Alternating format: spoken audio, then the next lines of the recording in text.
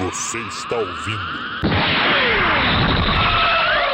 Dois Nerds e uma Bíblia, seu podcast de teologia e cultura pop.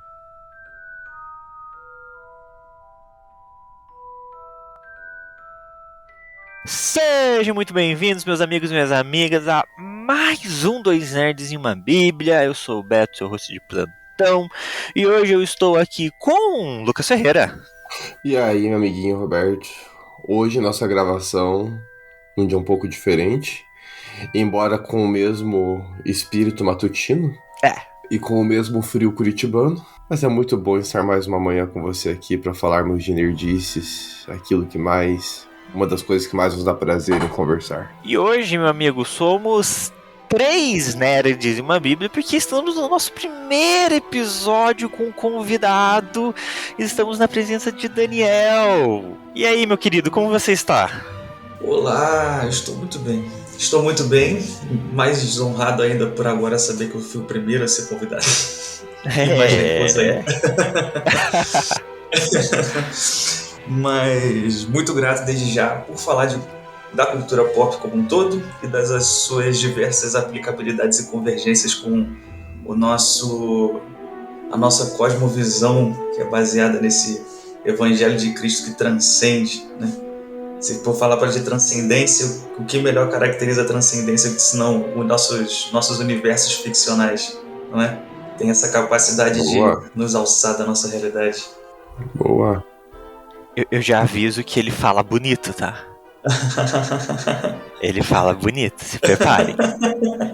Se preparem. Gente, o Daniel, eu vou fazer aqui a apresentação. Eu vou vender o peixe do meu amigo. O Daniel, ele é um desses presentes de Deus na vida, tá ligado? Deus presenteia a gente assim na vida com algumas pessoas específicas. O Daniel é uma dessas pessoas. A gente se conheceu na célula da igreja lá. Hoje a célula multiplicou, graças a Deus por isso. Ficamos em células separadas, mas a amizade continuou. E ele é uma dessas pessoas assim, pequeno nerd cristão que precisa de amigos nerds e cristãos na sua igreja, assim. Aí Deus, olha, eu vou juntar esses dois. Pá! Outras pessoas na nossa célula que estarão ouvindo isso, eu amo todos vocês igualmente. Não amo ele mais do que os outros. Não amo. Você vai se colocar em maus lençóis. Mas é bom ter amigos. E o Daniel é um cara assim com um papo bom, com bastante conhecimento. E para falar do nosso tema de hoje, que é relações éticas em Tolkien, é um cara... Porque assim, ó, eu acho que a pessoa, tirando o Erlan, que consumiu Tolkien aí em uma semana, né? Um mês, quando ele leu Tolkien. E o Lucas, eu acho que eu não conheço alguém que leia tanto Tolkien quanto o Daniel, que goste tanto desse universo quanto ele. Então ele tá em casa aqui. Então, Daniel, cara, se apresente. Quem é você, de onde que você veio e por que decidiu ser nerd? Nossa, vamos lá. Uma breve trajetória, né? Meu nome é Daniel, já estou sendo apresentado aqui para os meus queridos, né? Foi uma honra ter tido a oportunidade de conhecer o Beto e, como ele disse mesmo, encontrar alguém que compactuasse com esse universo nerdístico que às vezes a gente sente falta no nosso cotidiano.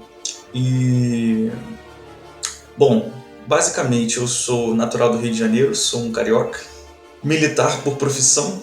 Fui levado, eu com minha esposa, primeiro para Amazonas. Morei por lá por 2 anos, numa cidade chamada Tefé, onde tive muito tempo para ler, devido à ausência de uma internet de qualidade. E fui trazido até então para cá, para Curitiba, onde tive essa oportunidade de conhecer o Beto, no nosso contexto de célula. A minha, particularmente, iniciação, por assim dizer, a esse universo nerdístico começou muito cedo, na minha adolescência, né? Eu sempre tive uma certa pretensão a gostar de literatura, e eu lembro que começou com... O primeiro livro que eu comprei, assim, por mim mesmo, foi um livro que me chamou muito a atenção, que era o Padding Adalen, que era um curso de Sindarin. Alguém teve o trabalho de analisar toda a estrutura gramatical do Sindarin élfico e transcreveu isso num livro. Eu tenho até ele aqui. E eu comecei a ler um pouco só para entender um pouco da história, um pouco da cultura. Não me perguntem, porque eu não sei falar Sindarin. Porque a única coisa que eu sei falar é Maegovanen, que seria um que bom te ver, né? É o cumprimento inicial do Sindarin, né? Do élfico. E a partir daí eu fui entrando nesse universo. C.S. Lewis, Crônicas de Nárnia, Tolkien, Harry Potter, todos esses universos ficcionais que tanto agregam, que tem tanto essa sublimação da natureza, né? Essa capacidade de transportar a gente para um novo mundo e de não só fazer esse alçar de uma realidade para outra, mas também, na sua forma peculiar, ensinar os princípios que, querendo ou não, são intrinsecamente passados ali, princípios que são próprios de cada autor, que eles voluntariamente ou involuntariamente já transcrevem na história, na descrição dos seus personagens. Então, basicamente, se eu poderia reduzir, seria mais ou menos isso aí. Amazonas pro Daniel foi Dagobah, né?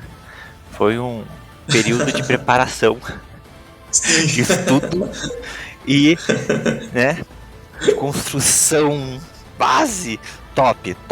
O cara vai ler esse... Ai, vocês, fãs de Tolkien, gente, eu não consigo entender vocês. A gente mal tem vontade de estudar português na escola e vocês vão estudar élfico. Top, Daniel, top. Então vamos lá, minha gente. A gente aqui, munido desses quase elfos, a gente vai pro nosso tema, que é ética e Tolkien.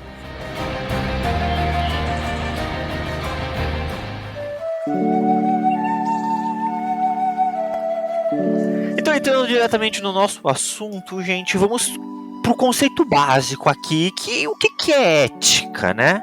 Porque o que é Tolkien a gente já sabe, mas o que é ética? Amiguinho, você. Eu começo? Você começa. Então tá bom.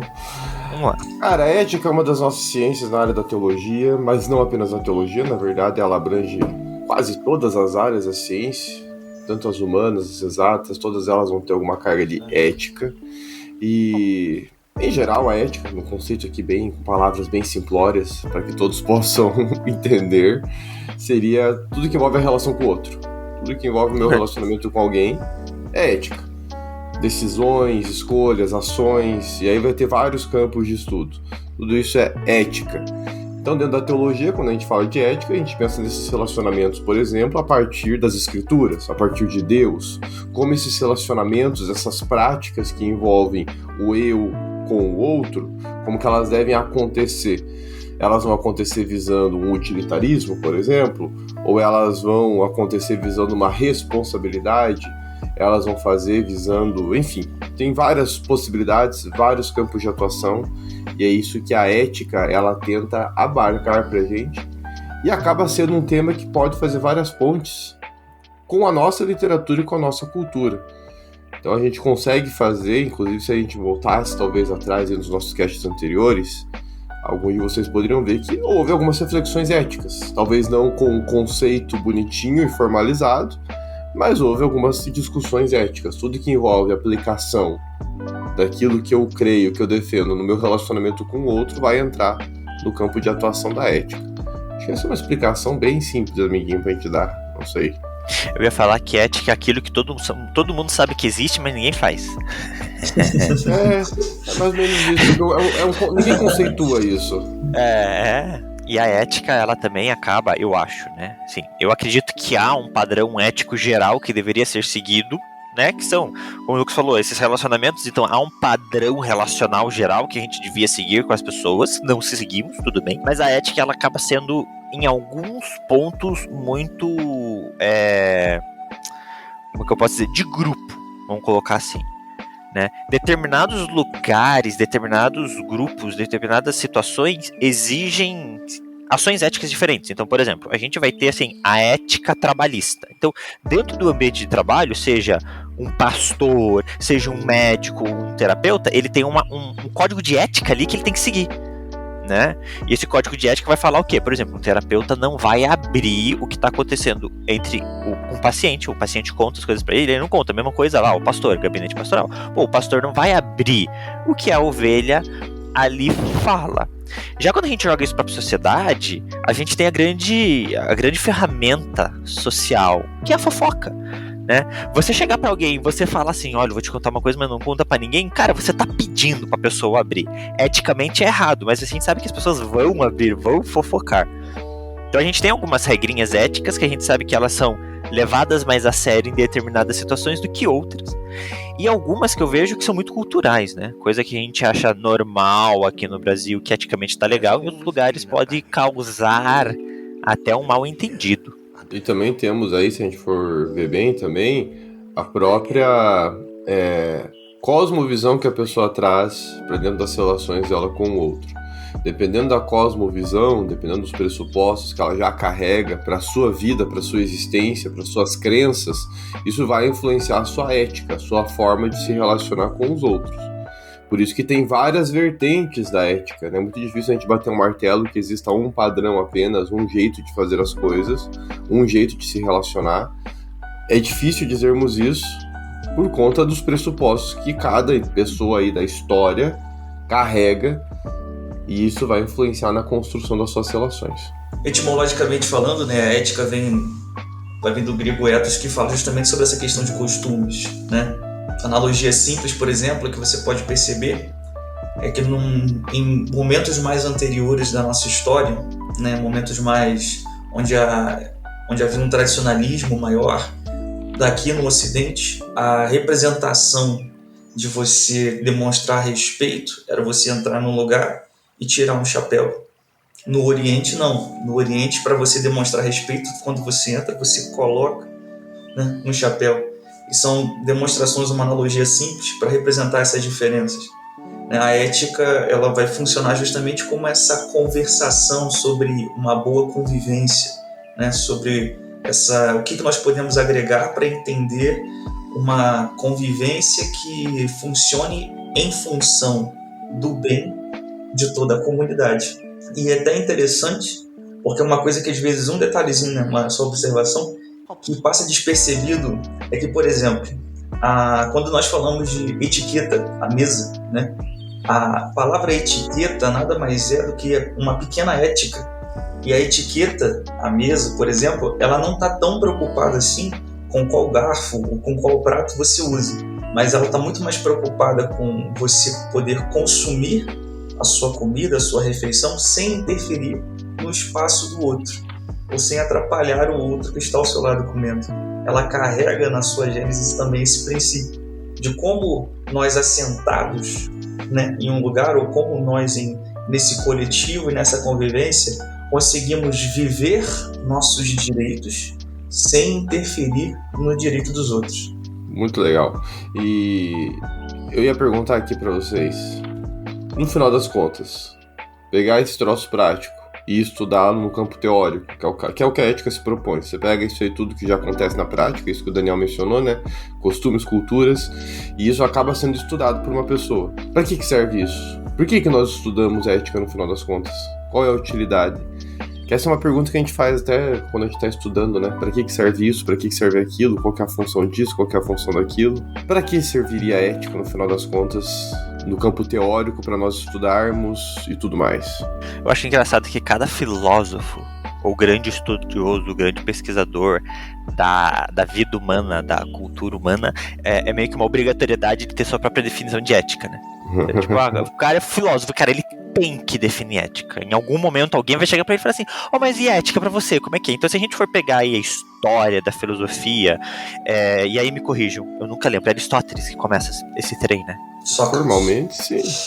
Foi Sócrates? O Ética, a Nicásio, ela é de Sócrates? Ética Nicômaco. Não, Ética Nicômaco. Ética Nicômaco é Aristóteles. Porque teoricamente começa ali essa conversa, mas eu acho que ela vem dessa necessidade de compreensão do social e da necessidade da sociedade ter uma certa regra, né? A ética, ela é uma regra fora da regra. A gente tem a lei que vai falar assim, não mate. Tudo bem, não mato. mas assim, eu posso fazer o que eu quiser com a outra pessoa, desde que eu não mate. E aí eu acho que essa necessidade de um bom relacionamento vem dentro desse estudo da ética, né? Desse porquê. Porque a ética, ela... Se a gente abrir aqui, a gente fica falando só de ética, né? Mas a ética, ela vem junto com a moral, um pacote de leis morais, né? Então, até onde a minha moral ali, as regras morais e a ética vão caminhar juntos para ter um bom relacionamento, né? Para manter a paz. Mas eu acho que, assim, o objetivo geral, eu vejo muito com essa necessidade da gente ter uma regra escrita do que deve se fazer no dia a dia. Porque senão fica muito, não, cada um vive do jeito que quiser. Não, mas a sociedade precisa de uma lei não indicada, né? Sabe, tipo, não é lei, você não precisa seguir isso, mas se você seguir é tão melhor.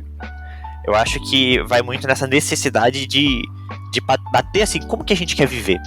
E até uma certa identidade cultural.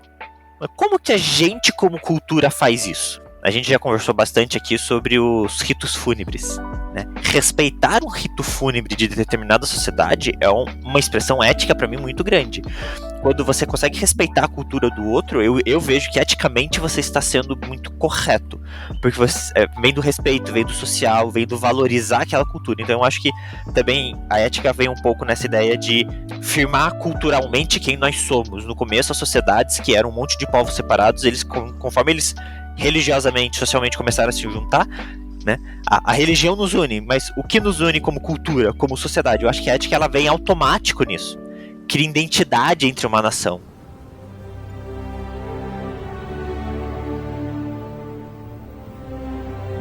Sim, justamente nesse contexto que a gente poderia dizer que a ética ela é esse meio termo entre a nossa concepção de direito e dever, né? Existe aquela frase bem antiga de o seu direito acaba onde o meu começa, né? Aquela expressão de que deve existir um equilíbrio entre aquilo que é minha responsabilidade e entre aquilo que é meu direito. E dentro disso tudo, eu preciso entender que esse equilíbrio ele tem que estar inserido dentro de um contexto social, de outras pessoas que também têm suas responsabilidades e também têm seus direitos. Mas eu acho que, já inserindo, né, o contexto de Tolkien na conversa, eu acho que uma resposta sobre essa percepção do que a ética é na prática, ela começa no que para mim foi um dos relatos de Tolkien que mais arrebataram, por assim dizer, a minha concepção literária, né? Existe logo no Silmarillion, que é o livro que o Tolkien vai retratar a criação da Terra-média, a criação do reino de Arda. Ele tem um relato chamado Ainurlindale, que é a canção dos Ainur. Basicamente é o relato da criação dentro da perspectiva de Tolkien. Você tem ali Ilúvatar, que é o único, que seria a personagem que representaria um deus criador. Ilúvatar, ele expressa o seu pensamento e cria os Ainur, que são como se fossem uma espécie de anjos, né? Os Ainur são seres que vão representar uma porção das características de Ilúvatar. E esses Ainur, eles são esses seres que serão os servos que ajudarão Ilúvatar a construir o mundo. Ilúvatar propõe uma temática, ele propõe um tema musical inicial, que ele chama os Ainur para agregar valor, para agregar sons. E aí eles vêm manifestando cantos de coros, cantos de harpa, trompete, percussão, corda, sinfonias. Tudo isso vai sendo agregado para que eles consigam construir um tema, né, uma música harmonizada com esse tema de Ilúvatar. Só que tem um Ainur, que é o Melkor, que ele decide diferente, ele decide fazer diferente. Ele usa toda a capacidade que ele tem e tenta construir um tema próprio. Ele tenta construir uma música própria. E essa música ela é caracterizada como uma música dissonante ao tema de Ilúvatar, né? Ela é uma música que atrapalha aquela construção musical. E então Ilúvatar precisa se levantar e impor mais um tema. esse tema ele bate de frente com o tema de Melkor. E cada vez mais eles vão se degladiando, e o tema de Melkor é barulhento, é turbulento, e um caos de som, um barulho é gerado nos céus. Nisso, Ilúvatar se levanta mais uma vez e propõe um terceiro tema. Nesse tema, fala-se que Ilúvatar cria uma expressão musical singela e simples, mas que é cheia de significado, enquanto Melkor, na sua individualidade, produz um barulho que não tem tanta assim, coerência, não tem tanta representatividade. Se fosse fazer uma alusão bíblica, nós poderíamos falar na carta de Paulo aos Coríntios, quando fala que o homem sem amor, ele é como o prato que soa, ou como o sino que retine. É um barulho assim que Melkor está fazendo. E então fala-se que toda vez que tem uma nota alta, uma nota que parece ser triunfante de Melkor, o tema de Ilúvatar absorve aquela nota e propõe algo ainda mais belo. E aí que tá, dentro do universo tolkieniano, quando a gente fala de ética, eu acho esse relato tão incrível porque ele fala justamente sobre essa desarmonização do todo. O esforço da criação dentro do universo de Tolkien é um esforço que é feito a partir de uma coletividade, ou seja, de uma ética, baseada num tema inicial dado pelo Criador. E aí vem um que propõe a primeira ideia do eu em detrimento do nós. Enquanto Ilúvatar ele cria esse mundo na concepção do nós trabalhando para o todo, vem um e cria essa ideia da imposição da própria vontade, desrespeitando todo o coletivo. E aí nasce então esse esforço ético, como essa resposta a esse intento, essa resposta contrariando esse senso do eu querendo se impor sobre o nós, do eu querendo atrapalhar, do eu querendo construir a sua própria vontade, comprometendo o bem da comunidade, do coletivo. Muito legal. O relato do Eino Lindauer é fantástico, realmente.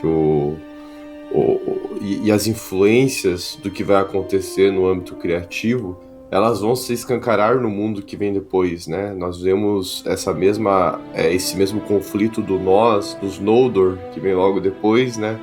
O Fëanor desejando as pedras apenas para si.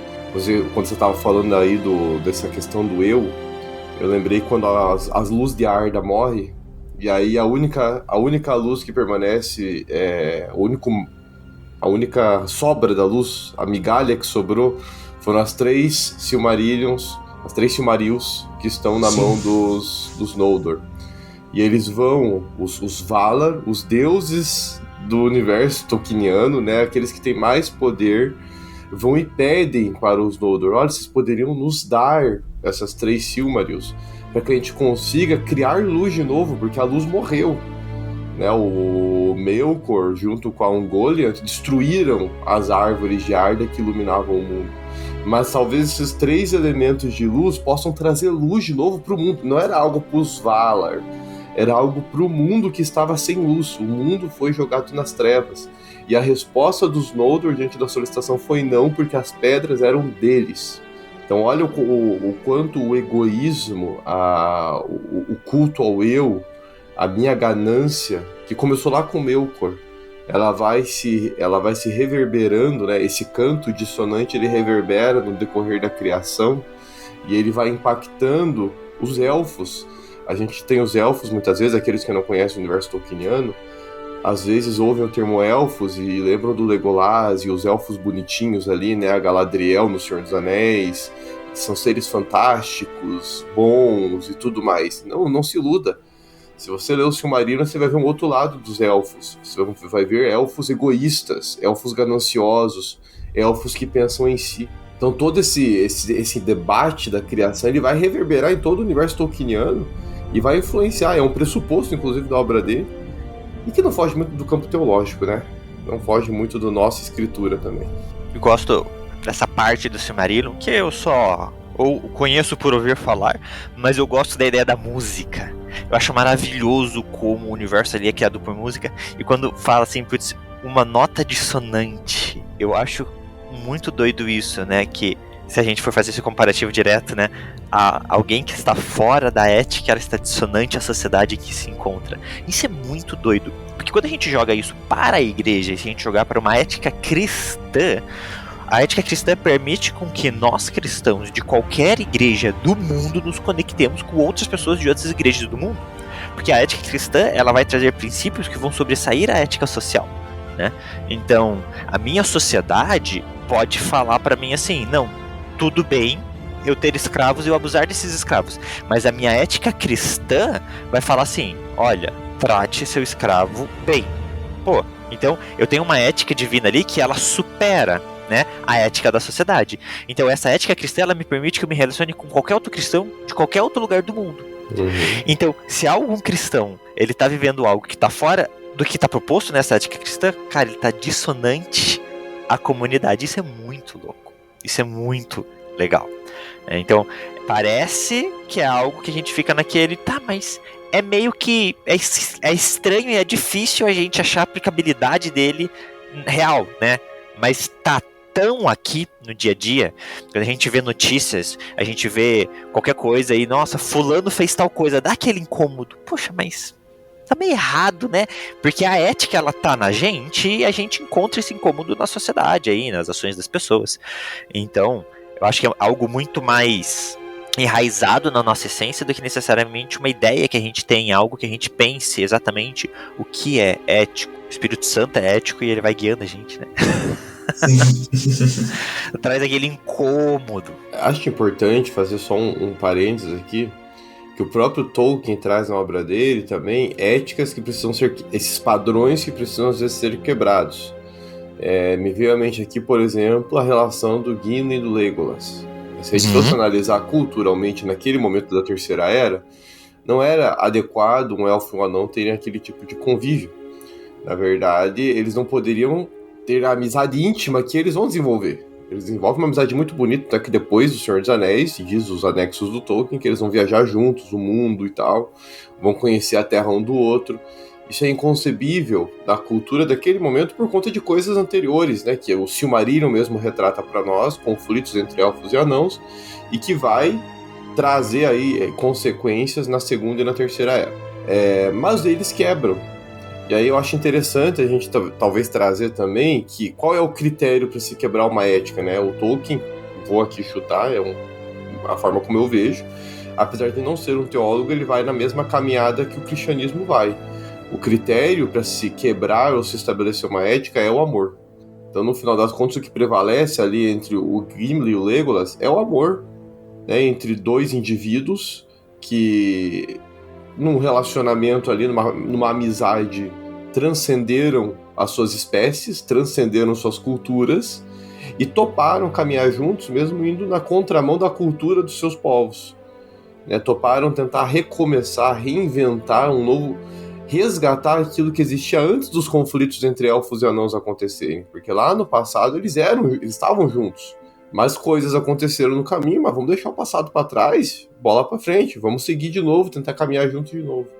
Então o próprio Tolkien traz exemplos de culturas que têm que ser quebradas. Nem toda cultura, a gente simplesmente acata toda cultura, né? A gente acata e ponto. Não vou discordar, não vou contestar. O amor acaba sendo um norte ali, e de forma amorosa, eles propõem um novo início, uma nova página na história entre elfos e anãos. Isso me veio uma pergunta, que eu vou jogar essa pergunta pro Daniel. Mas assim, falando nisso, me veio um pensamento que assim, uma ética pautada em cultura está fadada a mudar com o tempo. Geral, sim ou não? Acreditam que talvez sim? Então, quando nós falamos de ética como um exercício de conversação sobre a boa convivência, nós estamos fadados a entender que a ética ela está proposta nesse caminho de alteração, né? Por mais que a moral esteja inserida no contexto, quando nós falamos de moral, nós falamos de um paradigma, né? Nós falamos de algo que seria fixo, porque é a transcrição de uma lei, por exemplo, né? Um estatuto moral. Mas quando nós falamos de ética como conversação, as transformações que uma sociedade ela sofre, por consequente, também fazem com que mude e se transforme a sua ética, a sua maneira de entender o que seria uma boa convivência.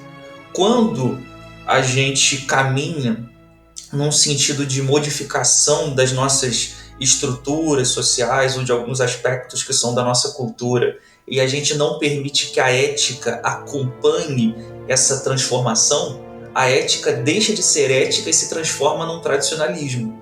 Ela vira uma tradição. Porque a ética, ela realmente é volúvel, ela varia, porque o meio em que ela está inserida também sofre modificação. A questão toda é entender qual é o cerne, qual é a raiz da qual essa ética ela é produzida. Quando nós falamos aqui no começo sobre as diversas éticas que existem, ética dos prazeres, a ética utilitarista, a ética de Kant, né, que é a ética dos deveres, nós falamos sempre de uma motivação central que vai definir a maneira com a qual nós nos relacionamos em comunidade. Quando nós trazemos isso para a esfera cristã, nós estamos falando da ética, como o Lucas disse, baseada no amor, né? A ética como expressão da devoção do outro, da nossa devoção em função do outro e em função do bem do outro. Nós começamos a entender-nos como responsáveis pelo bem do outro. E claro, que bem do outro subentende-se dentro de uma perspectiva cristã como a maneira pela qual o outro vai se aproximar mais de Deus, que é, né, a primazia de tudo que é bom, que é a primazia de tudo bem. Então, assim, a gente mesmo, dentro de uma cultura cristã, a gente pôde perceber as modificações que as igrejas foram sofrendo durante os tempos. Questões de indumentária, questões de roupa, questão de costumes e culturas, instrumentos que eram permitidos, que não eram permitidos e hoje são, né? Tudo isso está ligado a uma conceituação, por assim dizer, a uma conceituação ética, a uma maneira ética de lidar com o contexto com o qual nós estamos inseridos. E quando nós falamos da ética cristã na sua primazia, nós estamos falando justamente nessa ética do amor, não do amor o desejo, não do amor que faz com que eu queira o outro em função de mim, mas é o amor que me coloca na direção do outro, como Jesus se colocou na direção dos discípulos quando se ajoelhou para lavar os pés deles, por exemplo.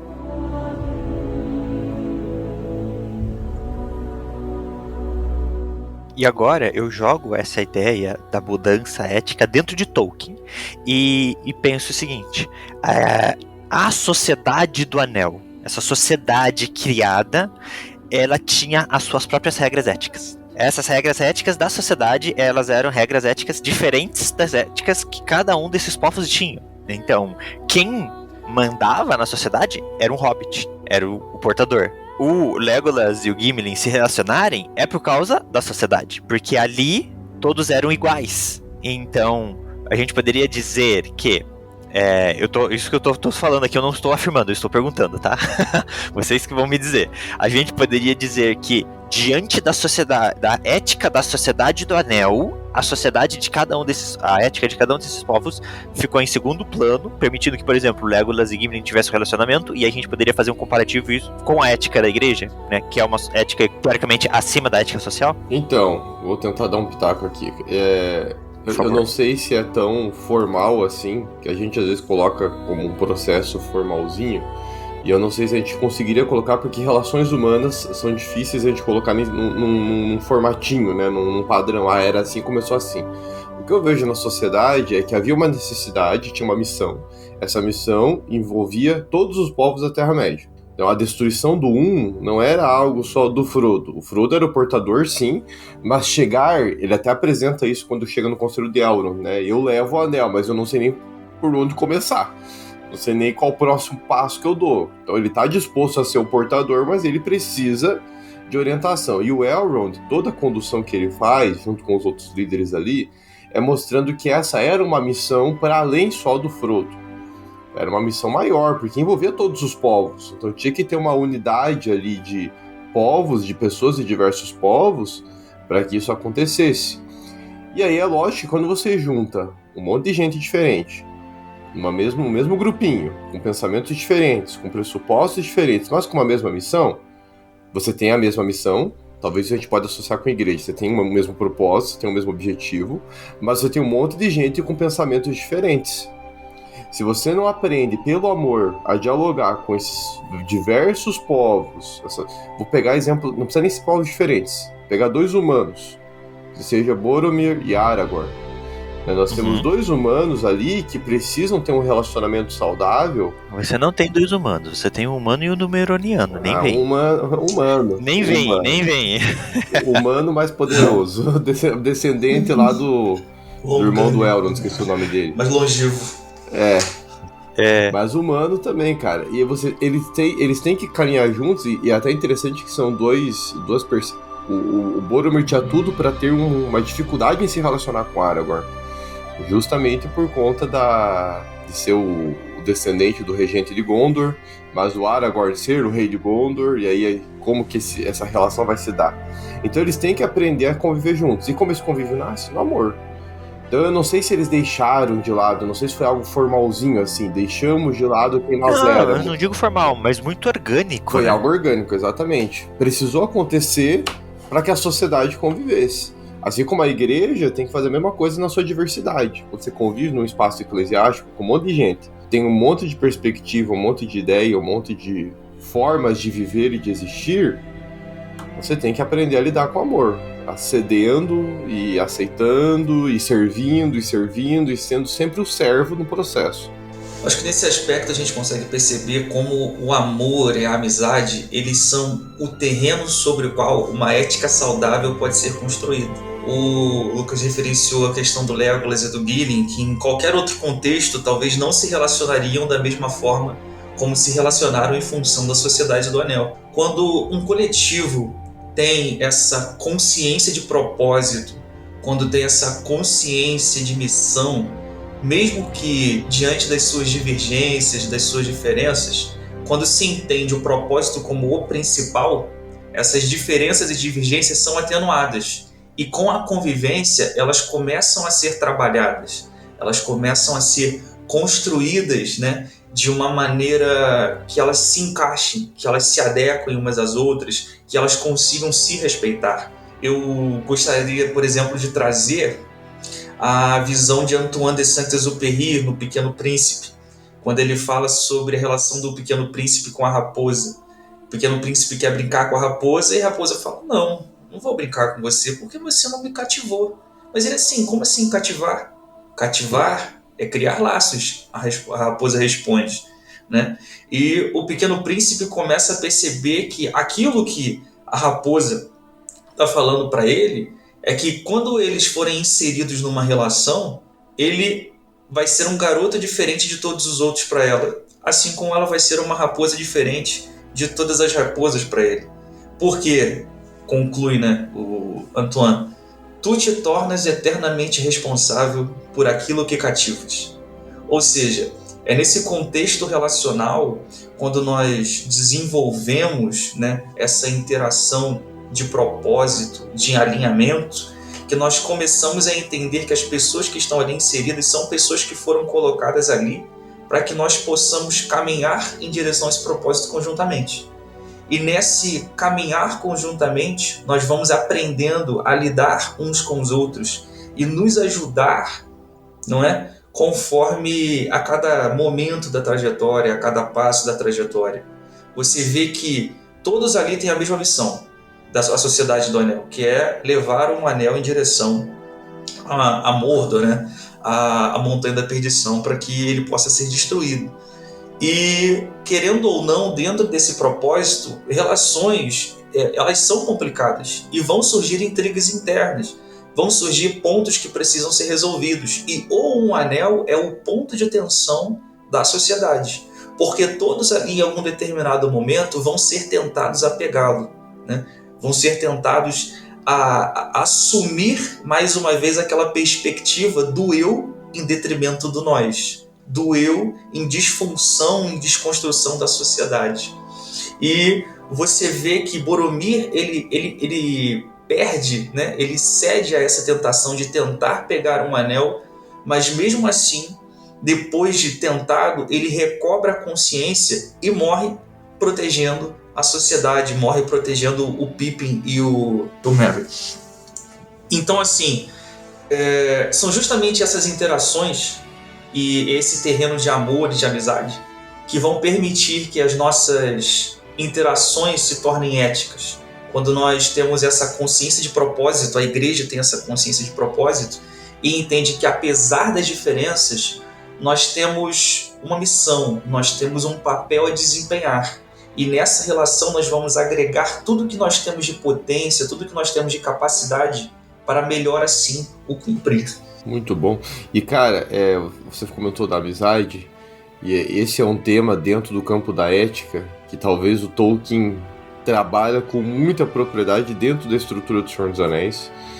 Em especial, e só antes de entrar na história do Senhor dos Anéis, isso é até da vida dele, né? O Tolkien, quando a gente lê a biografia dele, se tem algo que fascinava ele, eram os amigos. Quando você lê a biografia desse cara, ele saía para jantar à noite, ele tinha lá 1 ou 2 noites que ele fazia questão de ir pro clube dos amigos dele e estar lá com eles lendo histórias. Então não era um clube também para ficar papeando e fazendo coisas nada... Não, eram para contar histórias. Eles contavam histórias. Foi ali que muitas histórias do Tolkien nascem nessas rodas de conversa, inclusive. É nessas rodas que ele conhece o Lewis, eles começam a ter um relacionamento, né, o C.S. Lewis e tal. E isso ele vai preservar desde a solteirice dele, quando ele entra na faculdade, até depois de casado. Ele vai preservar essa prática dos clubes de leitura por muito tempo. Então a amizade é algo muito caro ao Tolkien. Foi a amizade dele com o Lewis que fez com que o Lewis se convertesse. Apesar do Lewis se tornar protestante, o grande influenciador dele em se render a Cristo foi Tolkien, um católico.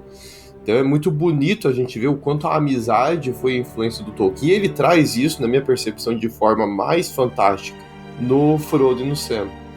O senso de responsabilidade do Sam, e a Cristina Casagrande é uma grande estudiosa do Tolkien, ela até comenta, né, que o Sam é o personagem favorito dela. E se a gente for parar para olhar com calma, quem aguenta o tranco até o final, quem aguenta a rejeição, quem aguenta tudo por amor ao Frodo, pela amizade, pela responsabilidade, a gente falou bastante de responsabilidade aqui, né? Lá atrás, quando Gandalf chamou ele lá e deu a responsabilidade para ele, ele assumiu um compromisso ali. E vejam que é algo simples, né? Não era ainda um compromisso maior pelo um anel, é um compromisso simplório, singelo, que era acompanhar o Sr. Frodo, cuidar do Sr. Frodo. Isso nasceu na amizade de um jardineiro, de um serviçal da casa, junto com o seu senhor, que era a relação que os Gandhi tinham com os bolseiros. E de repente isso assume uma proporção imensa, a ponto do Sam ser o único de toda aquela sociedade, de toda aquela fraternidade que foi até o fim ali na Montanha da Perdição. Todos os outros, seja por fuga, seja por queda, seja por entender que a missão deles deveria ser agora em outro espaço geográfico para ajudar o Frodo, que tem uma hora que a sociedade acaba se não querendo correr mais atrás do Frodo e do Sam, mas tentando ajudar a missão deles em outros ambientes geográficos ali do leste da Terra-média. Então eles se deslocam e tal, mas quem vai até o fim vendo o fardo, tanto é que nas Duas Torres para frente, um livro inteiro sempre vai ser dedicado a essa relação. E acho que isso que mostra a ênfase que o Tolkien dá para essa história. E trazendo uma questão ética aqui, né, até provocando o Daniel, dando uma cutucada, que o Beto me mandou o livro que ele estava lendo, né, de Aristóteles e Tolkien. Algo que o Aristóteles sempre menciona, né, quando ele fala de amizade, né, um homem, uma das coisas mais caras para o ser humano é uma amizade. É você poder se relacionar com o outro. Então é algo filosófico que o Aristóteles já traz, né, essa concepção do valor da amizade. O Tolkien retrata na obra dele, e é algo pra gente pensar, né? Poderíamos fazer inúmeras aplicações desse tipo de amizade. Você vê que Lewis fala muito sobre isso, que de todos os amores a amizade seria, entre aspas, o mais inútil, porque ela não visualiza, por assim dizer, uma satisfação de uma carência ou de uma necessidade do nosso instinto, da nossa biologia, do nosso corpo, né? Da nossa constituição física. Então a amizade nasce de interesses em comum. Ela nasce despretensiosamente de pessoas que na descrição de C.S. Lewis, vão dizer assim: eu achei que eu era o único que pensava desse jeito. Eu achei que era o único a entender as coisas dessa forma. E aí quando você encontra alguém que se assemelha à sua forma de pensar, aí vocês pensam: agora nós somos dois que pensam diferente de todo o resto, né? Então, assim, exatamente nessa associação que nós vemos esse desempenhar da amizade como um terreno fértil para que propósitos sejam cada vez mais, por assim dizer, bem-sucedidos, né? Tem um ditado que fala que sozinho a gente chega rápido, mas junto a gente chega longe. E é justamente essa transcrição, essa expressão que a gente vê no Frodo e no Sam. O Frodo, por diversas vezes, ele sofre a tentação de parar. Ele sofre a tentação de colocar um anel, se voltar para a própria vida e tentar viver de maneira totalmente alheia a tudo que está acontecendo na Terra-média.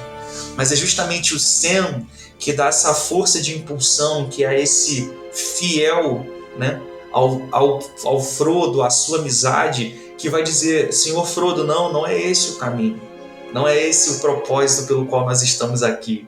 Nós temos que ir lá, nós temos que destruir um anel, nós temos que chegar até o fim, né?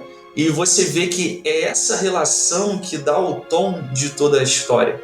Essa interação que é a interação essencial para que o propósito de destruir um anel e salvar a Terra-média seja verdadeiramente concluído, né? Se não fosse o Sam em relação com o Frodo, ele provavelmente não chegaria até o final.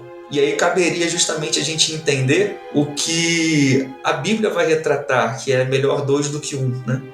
É melhor dois do que um, porque nenhum homem é uma ilha. A gente não foi chamado a viver o propósito da igreja como um propósito de um, no sentido de indivíduo, mas é de um no sentido de coletivo. O próprio Deus, ele é apresentado para nós como um Deus comunitário, como um Deus que é três em um só, né? E a igreja, ela só cumpre o seu papel na plena expressão da sua capacidade quando ela entende que ela é um corpo de muitos membros. Não é um só, não é um indivíduo, mas são um coletivo. Mais uma vez, é um nós em detrimento do eu, que faz com que nós cheguemos ao propósito que nos foi confiado. Uma unidade em meio a tanta diversidade. É isso que é a igreja, né?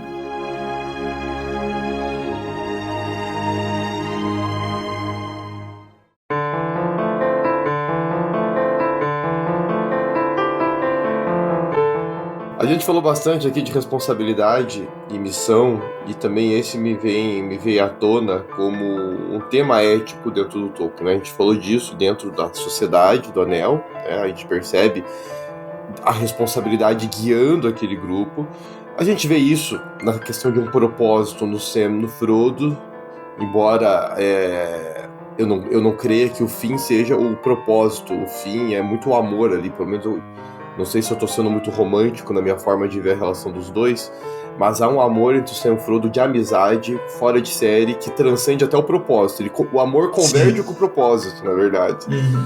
Mas o que me chama a atenção também nesse senso de responsabilidade e missão é como a missão da fraternidade, da sociedade, que vai se desenvolvendo na história, ela vai angariando novos seguidores.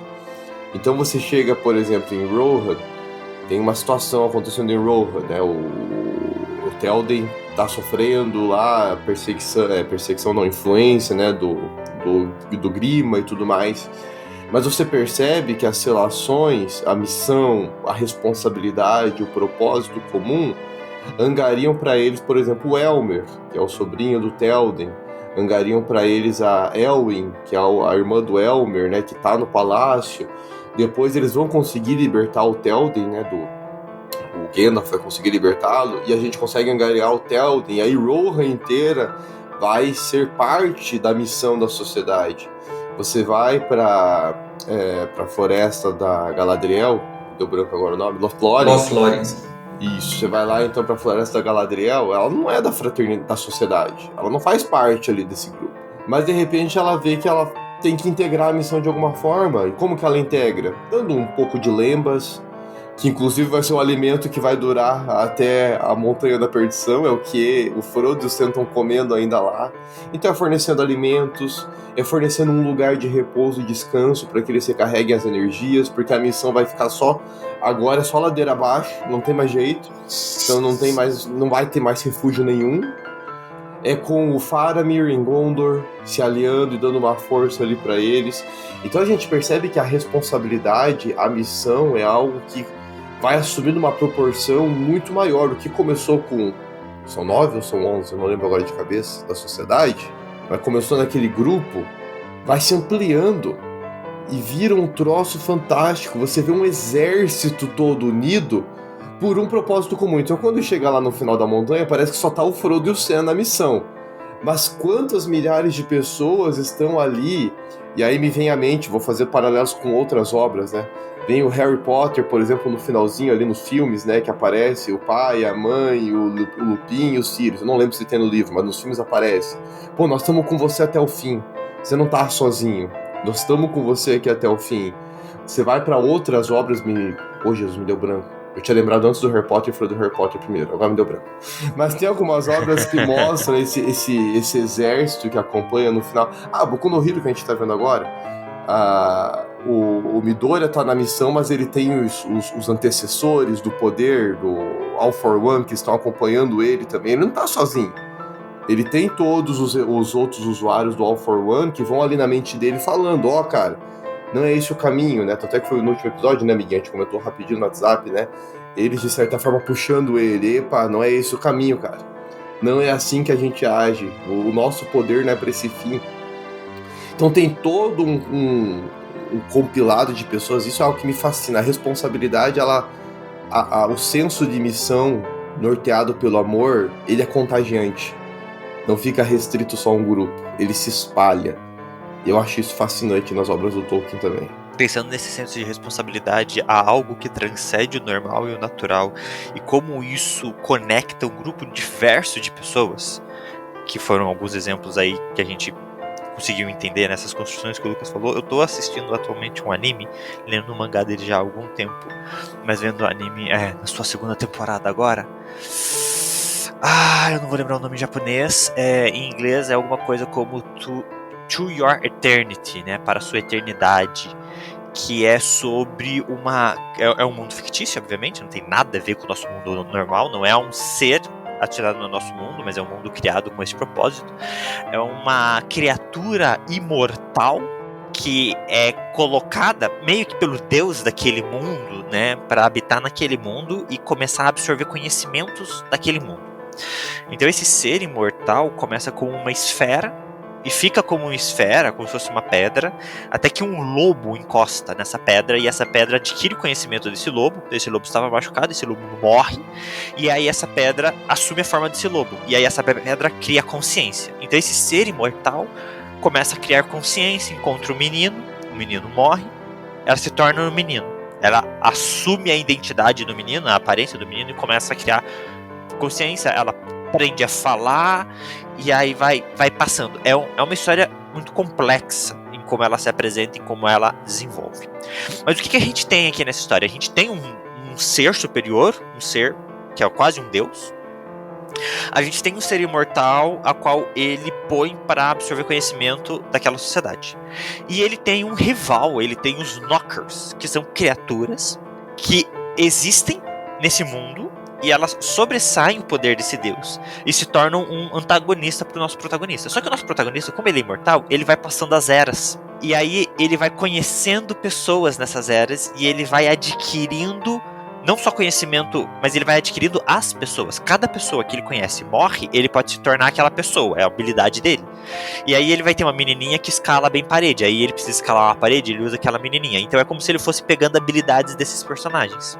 Só que conforme a história se desenvolve, a gente descobre que o espírito desses personagens que se vincularam emocionalmente com o imortal, eles continuam acompanhando ele. Eles abrem mão da eternidade e do descanso eterno para acompanhá-lo e auxiliá-lo. E um dos grandes conflitos dois dos grandes conflitos da história é ele como um ser imortal, e isso é muito interessante, que apesar dele ser imortal, ele valoriza a vida muito mais do que os outros. Tem pessoas que são muito mais práticas e utilitaristas, que estão dispostas a colocar um exército pra morrer lá, e ele não, ele fala assim, não, eu quero fazer tudo sozinho, porque toda a vida pra mim é importante, e ele é imortal, então ele poderia não dar valor à vida, mas é exatamente o valor à vida que motiva esse personagem.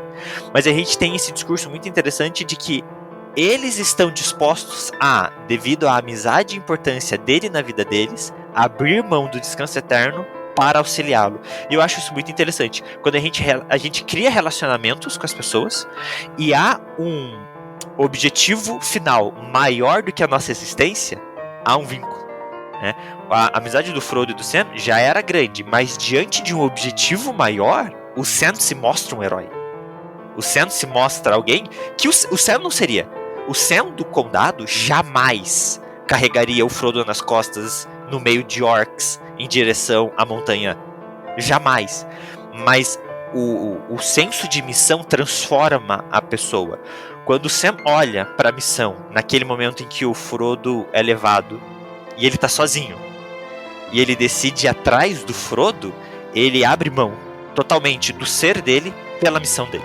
Então quando a gente consegue colocar uma missão maior diante da gente, né, e a gente segue essa missão, o nosso eu, ele perde o valor, e aí eu acho que pode entrar naquele que eu diminui e ele cresça. A gente perde o nosso valor diante da missão que a gente tem que realizar. Mas encontrar pessoas que estão na mesma vibe, que também estão abrindo mão do eu para essa missão maior, faz com que seja mais fácil da gente desenvolver isso, né? Esse senso de urgência pela missão e responsabilidade. A trajetória como um todo, ela vai apresentando para nós certos obstáculos, né? Certos desafios a serem vencidos, tentações a serem resistidas, como por exemplo a própria interação com um anel. E conforme a gente vai vendo cada vez mais esses personagens, né, que são agregados à história, resistindo a um anel, ultrapassando esses obstáculos, mais consolidado se torna esse senso de propósito.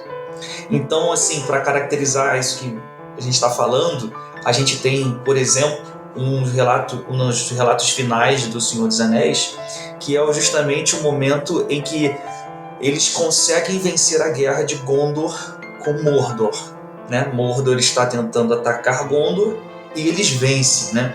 Vem Aragorn com o exército de fantasmas, consegue vencer toda aquela região, toda aquela turba, e agora eles estão todos concentrados em Gondor. Concentrados em Gondor, eles ficam na dúvida, será que o Frodo e o Sam ainda estão vivos? Será que eles ainda estão conseguindo esse trajeto, né? Chegar no percurso, cumprir o propósito pelo qual nós o mandamos?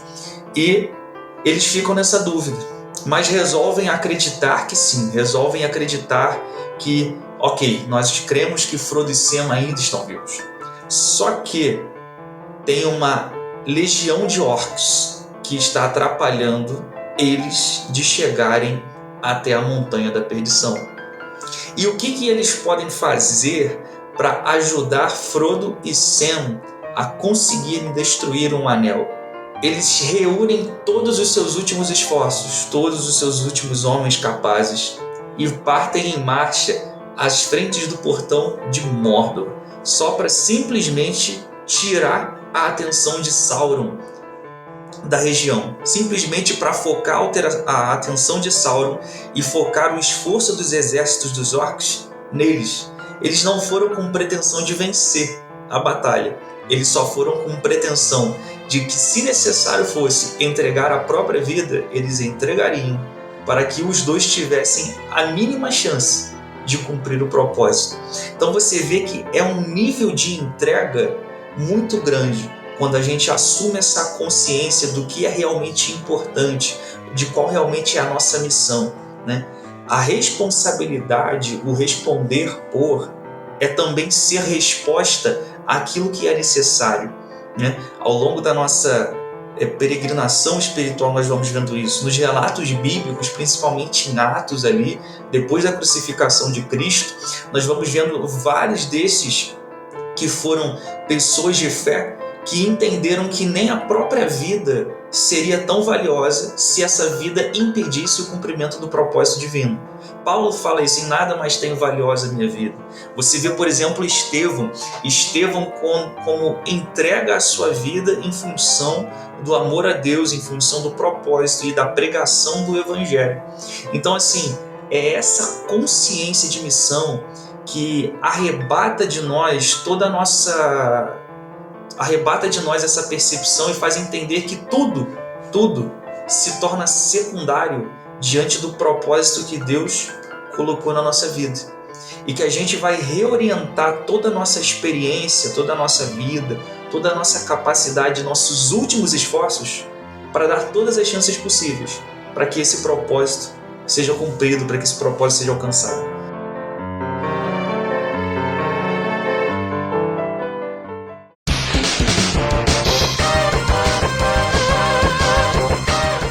Eu tô com uma personagem na minha cabeça aqui. Eu não sei se o que eu tô pensando dela entraria em discussões éticas. Não sei. Eu não sei se a gente tem tempo aqui pra falar dela. Mas eu tô pensando, e eu nem sei o nome dela. Olha só que legal. A sobrinha do Theo? A Elwyn. Seria algo ético você desobedecer o rei pra cumprir um chamado? Eu não sei se a escolha dela em ir pra missão e a parte que ela tinha que executar na missão entraria em alguma discussão ética. Eu não sei se a gente teria que fazer um episódio só pra isso. Seria interessante. Mas eu tava pensando nisso. Nesse momento que eles vão pra essa batalha sem esperança, simplesmente realizar a parte deles, ela tá lá na Cidade Branca, né? Eu esqueço o nome, gente. Mas ela tá lá machucada e ela não pode ir, e ela fica olhando pro horizonte, esperando uma notícia e tudo, e ela fica junto com o Faramir. O Merry. Faramir, obrigado. E ela...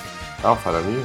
E com o Faramir, né? Que daí eles vão lá, conversam, rolam um romancezinho legal e tudo mais. Mas ela tinha isso, né? Ela tem esse cara, eu precisava estar lá junto, eu queria estar lá junto, eu quero fazer a minha parte. Mas teoricamente ela tinha uma missão que era o quê? Ficar em casa, cuidar ali, garantir que haveria uma realeza ainda em Rohan, sei lá. Aí eu fiquei pensando nela aqui, mas eu acho que não temos tempo para discutir as ações e detalhes da vida dela. Eu acho que assim, não dá para se aprofundar muito, né? A gente poderia pensar, por exemplo, que existe uma predisposição, porque Elwyn ela cumpre um papel fundamental na guerra, né? Elwyn ela é responsável por matar o chefe dos Nazgûl, né? O rei dos Nazgûl.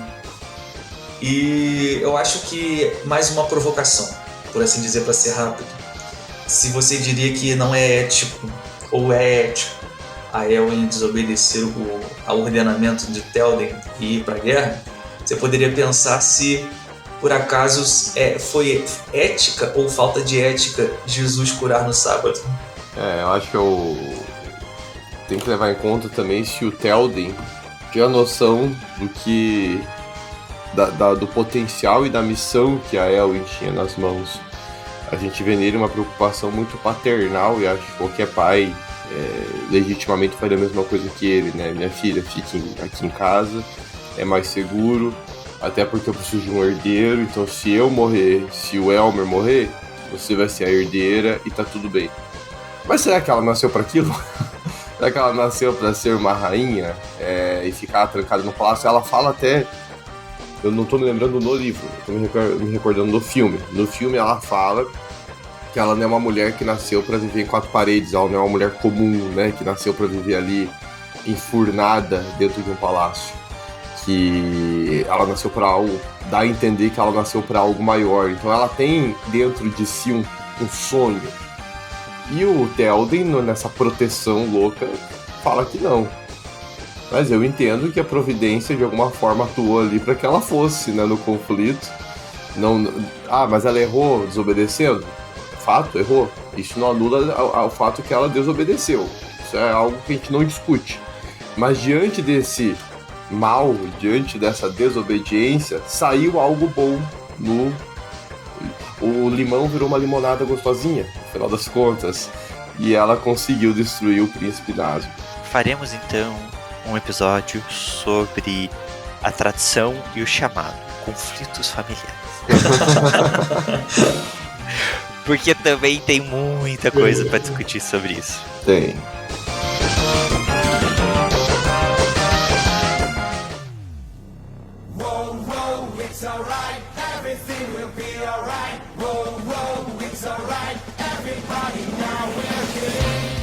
Então é isso, meus amigos. Gente, a gente podia ficar horas aqui. A verdade é essa. Tolkien dá assunto pra falar, ética dá assunto pra falar, e Bíblia dá assunto pra falar, e 2 já é difícil de controlar, com 3 é muito melhor e é muito mais difícil de controlar. Dani, cara, muito obrigado pela sua presença, pelas suas pontuações, apontamentos. Você pode ter certeza que você vai voltar. Que bom. E aí eu já jogo pro nosso público, assim, de que vocês querem que a gente converse com os nossos convidados, manda lá tema e a gente traz ele qualquer coisa aí de volta. Dani, dê suas despedidas aqui pra gente e faça aí suas propagandas. O pessoal te encontra em algum lugar? Então, atualmente não tô... Apesar que sim, né? Eu tenho um Instagram de livros, chamado Conversando Livros, né? Eu e minha esposa temos essa paixão em comum. Nós fazemos algumas resenhas, algumas provocações ali no Instagram sobre livros que nós temos, né? Nós temos lido aí durante esses anos.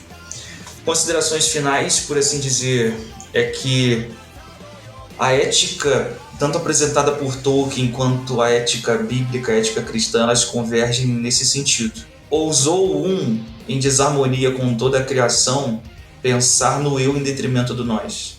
E ele foi perpetuando esse comportamento na humanidade, e nós vemos aí a devastação que isso causou. Mas Deus é sempre superior em seus intentos e mais altos em seus caminhos. Ele utiliza justamente o nós em detrimento do eu, né, na figura de Jesus, para trazer essa restauração, trazer essa reconstrução de um mundo que foi desarmonizado. Para finalizar, que na nossa concepção cristã e na nossa maneira de entender a realidade com a qual nós estamos inseridos, que nós possamos admitir a nossa vida essa perspectiva, esse pensamento. Nós somos um nós que trabalha em detrimento do eu, né? A igreja é um coletivo que quanto menos eu tiver, mais Deus se faz presente e mais impacto tem no mundo e causa restauração a um mundo que foi devastado por um simples ser que pensou no eu em detrimento do nós. Então fica essa reflexão ética aí.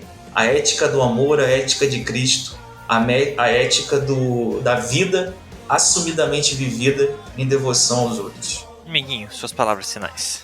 Palavras finais. Muito bom falar de Tolkien. Muito bom sempre refletir em cima de Tolkien.